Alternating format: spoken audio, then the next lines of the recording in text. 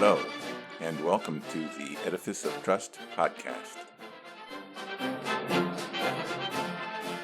The Edifice of Trust podcast is a thoughtful discussion of today's current events from the perspective of America's founding principles. Hello, everyone. After the Second World War, the victorious Allies created a series of international organizations designed to reduce conflict and promote peace between the countries of the world. These organizations worked pretty well for a while, but now seem ineffectual and counterproductive. Today, we are going to talk about why these institutions are not working so well and what we should do to reduce conflict and promote peace among nations. We all know that China and other illiberal and autocratic countries are opposed to the American-led Western civilization that has dominated the world since the end of World War II. But most of those countries, barring a nuclear holocaust, can only hope to have a regional impact. Only China has the resources and ability that are necessary to aspire to global leadership. But what kind of world order would China attempt to create to replace America and Western civilization? The Hoover Institution's senior fellow, Elizabeth Economy, wrote China's Alternative Order in the most recent issue of Foreign Affairs magazine to answer that question. She writes that, quote, "The Chinese government wants a system built not just on multipolarity, but also on absolute sovereignty, security rooted in international consensus and the UN Charter, state-determined human rights based on each country's circumstances, development as the master key to all solutions, the end of US dollar dominance, and a pledge to leave no country and no one behind." Ms. Economy goes on to show how China, through an aggressive and opportunistic diplomacy, has essentially captured many of the global institutions of the Western-inspired world order, such as the World Health Organization that covered up China's involvement in creating COVID-19, Interpol using red notices to harass dissidents outside China, and using the UN Charter as cover for civil rights abuses. But although China's vision for the future is not surprising, their wish list seemed familiar to me. I recently published a podcast, The Specter of Nationalism, published on April 25th, 2024, that spotlighted a rising new movement, national conservatism, that echoes many of the same points promoted by Xi Jinping. National conservatism rejects Enlightenment values and principles, emphasizing national interests, protected national markets, and cultural uniformity. National conservatism rejects widespread immigration. Thus, national conservatism mimics many of the core America First campaign themes of Donald Trump's Republican Party. But that means that national conservatives, known as NatCons, and by implication America Firsters, share many of the same ideas as Xi Jinping's China. The Chinese could name their idea National Socialism, but that name is already taken by the Nazis. These are not new ideas. I ran into something similar when I was first posted overseas in Mexico City. Well, technically not overseas. Back then, we called it import substitution. And back then, Mexico matched perfectly with national conservatism's vision. High tariff barriers made imported goods very expensive. But in Mexico's protected market, domestic products were shoddy and didn't work very well. If you wanted to buy a TV, your choices were a crummy Mexican TV, an outrageously expensive imported TV, or you could go to the Tepito market and buy a smuggled TV. Most people went to the Tepito. Import substitution strangled the Mexican economy and everything else it touched. Favoring domestic production meant that the government had not only erected high tariff barriers, but the government determined which industries it wanted to support and passed regulations to limit competition and passed out subsidies to favored companies. Sounds a bit like the Chips and Science Act of 2022, doesn't it? Because companies realized that they did not have to worry about competition and that their profits came from government and not from fulfilling needs of consumers, business leaders plied politicians with money to assure the continued flow of government largesse. Corruption was rampant in Mexico and other developing countries that relied on the import substitution model. And because the party in power had been so beneficial to the business leaders, they poured money into politics to keep that party in power. In Mexico, the Institutional Revolutionary Party, known by its Spanish acronym as PRI, remained in power for 70 years until the economic collapse in 1981 brought on the lost decade that decimated the economies of developing countries. Import substitution is part of a mercantilist economic policy. Mercantilism is an economic form of warfare that assumes world trade is a zero-sum game. It assumes that a trade surplus is winning against other countries and that a trade deficit is losing big time. Where have we heard that before? Mercantilist powers colonized countries for their raw material resources, which were exported to the mother country for processing and shipped back to captive markets in the colonies. The American Revolution was in reaction to the heavy hand of Great Britain's mercantilist policies. Adam Smith, The Wealth of Nations, published in 1776, sharply criticized mercantilism. China is a mercantilist fox in a free trade henhouse. China has followed an asymmetric mercantilist policy ever since Nixon's visit.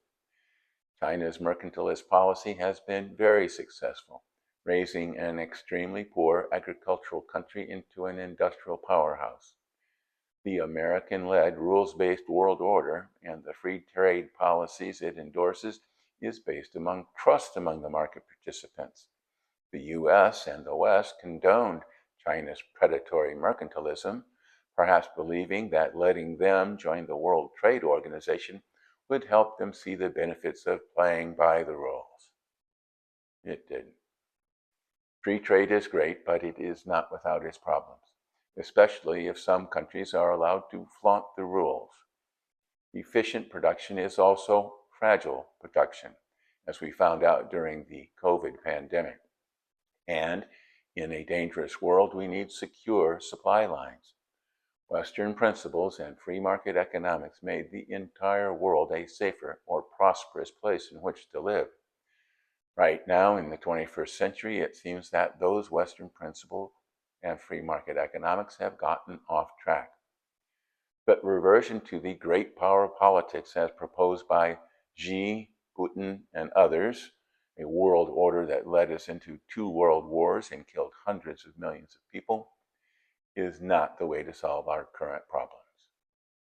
Ponder that while you watch a brief message. I highly recommend Foreign Affairs magazine for its thought-provoking articles. The most recent issue features Elizabeth Economy's article on China's alternative order, along with The Axis of Upheaval by Andrea Kendall-Taylor and Richard Fontaine. My favorite historian, Stephen Kotkin, also has an article on the 5 futures of Russia, available online at www.foreignaffairs.com. Thank you. Welcome back. So, if the multipolar world envisioned by Xi Jinping, national conservatives, along with America Firsters, and others such as Vladimir Putin and Kim Jong-un, seems scary and dangerous, it is because it would be very dangerous and very scary. And if America retreats from global leadership, that is the world we will be getting. But how should the United States face these new challenges? Generally, the Western world order has served the world pretty well, although not perfectly. Longevity improved, health improved, infant mortality was reduced, and slavery prohibited. Great power conflict has been reduced. regional wars limited, and genocide prevented. Science, technology, and free market economics have reduced poverty and increased prosperity around the globe. All the wonderful things Steven Pinker wrote about in his book, Better Angels of Our Nature. The West has made a lot of mistakes, but over time we learned from our mistakes and things got better. After the end of World War II, we tried to make the world a better, safer place, but we made some mistakes along the way. The development of the Western rules-based order was premised on the notion that the Enlightenment values and principles on which America was founded are universal values and principles, and that all nations would prefer to participate in such a beneficial order. But such preference, while popular, as attested to by migrant flows toward countries based on those principles, is not universal. Some cultures hold other values and principles and are not willing to give them up easily. People in some other countries are not ready to assume the responsibility such principles require. They lack a history of self-government and good governance. The big mistake that we made was creating international institutions such as the United Nations based on those Enlightenment values, but allowing countries that did not share those values to become members. Perhaps we need a new Bretton Woods conference to create a new set of international institutions to meet the needs of the 21st century. These institutions should be founded or refounded upon Western Enlightenment principles and values to eliminate the mission creep of the original post-World War II institutions that have been captured by non-Western nations. Membership would be limited to countries that share those values. NATO has been successful in keeping Europe at peace. This is in great part because NATO membership is limited to countries that share our Western values, although Turkey is a bit of an outlier. But the dangers facing Western countries now are global, so NATO must be transformed into a Western alliance that includes Israel, Japan, Korea, Australia, New Zealand, and possibly others. A Western trade organization should be formed as a counterpoint to a World Trade Organization that suffers from rampant abuse.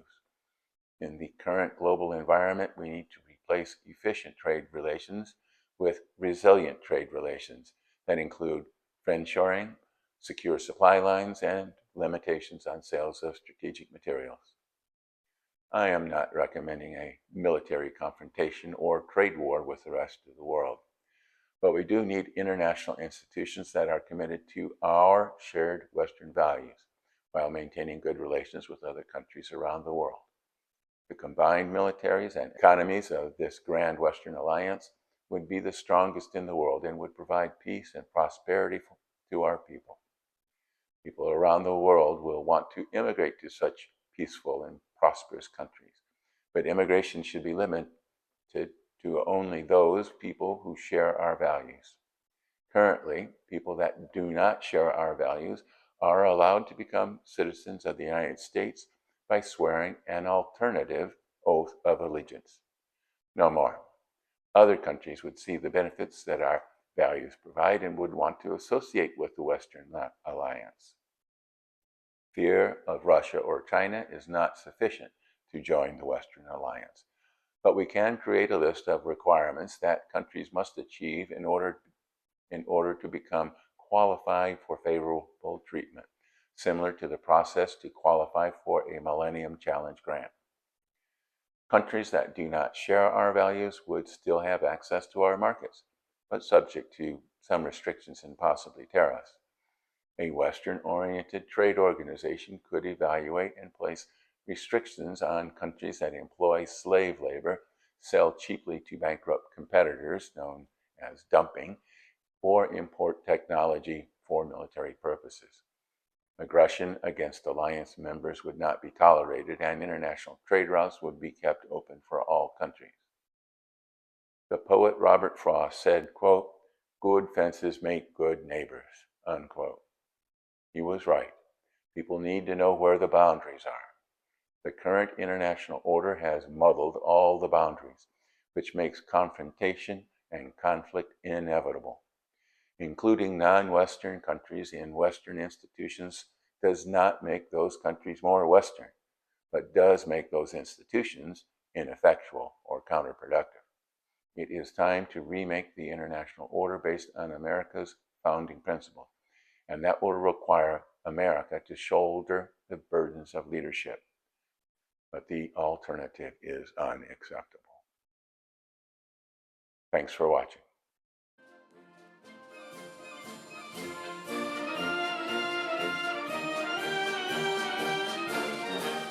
Links to source material used in preparing this podcast can be found on my website, www.edificeoftrust.com.